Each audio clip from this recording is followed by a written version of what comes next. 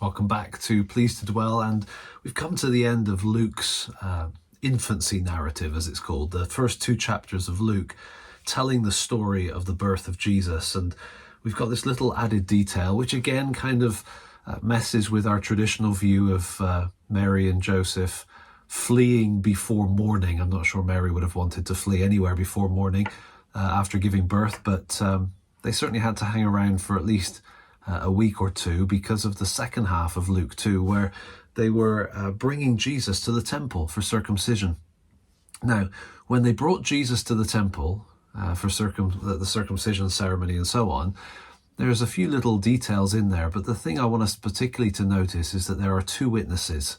Just typical of Luke, he really wants us to know that this is real history, two witnesses, and they're significant senior saints, if you like, senior Jewish people, a woman and a man, Anna and Simeon, and they get to see Jesus.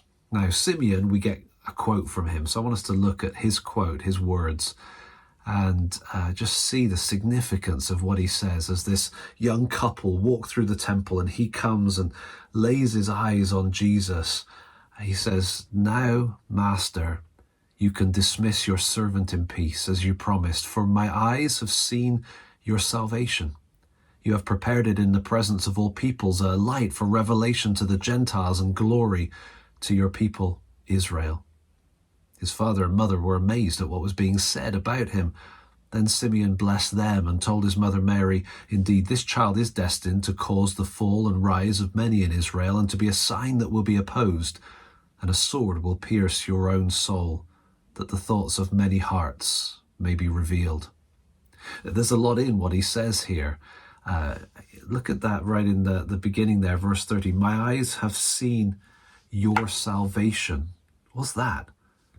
God's salvation is Jesus. I've seen him. I've looked at him. He is your salvation. That salvation is for all peoples, Gentiles and the people of Israel.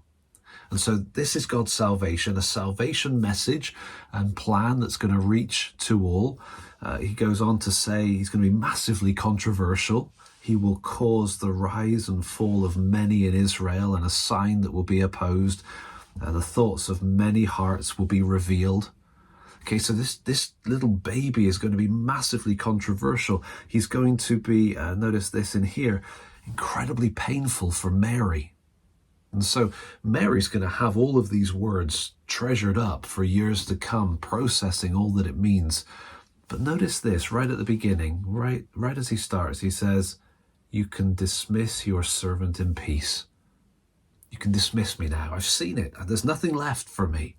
It's a beautiful moment as Simeon sees Jesus, and he speaks words that they have a sort of a ringing significance down through the years. In the book, it says this: "For the past 2,000 years, Jesus has been preached around the world. And for the past 2,000 years, people have discovered that once they catch a glimpse of Jesus, God's salvation, then death is not the great enemy anymore. The world has been overrun by an army of Simeons. Having seen Jesus, they are ready to die, ready to be martyred, ready to step into eternity." An army of Simeons. It's quite a thought, isn't it? Having seen Jesus, God's salvation, there's nothing left for us in this world. We're ready to live for him, ready to die for him. We've only just read the Christmas story in Luke. You, of course, could keep reading through the rest of Luke. It's a wonderful gospel. But tomorrow we're going to carry on by looking at some of the other New Testament reflections on the birth of Jesus. Thanks for watching.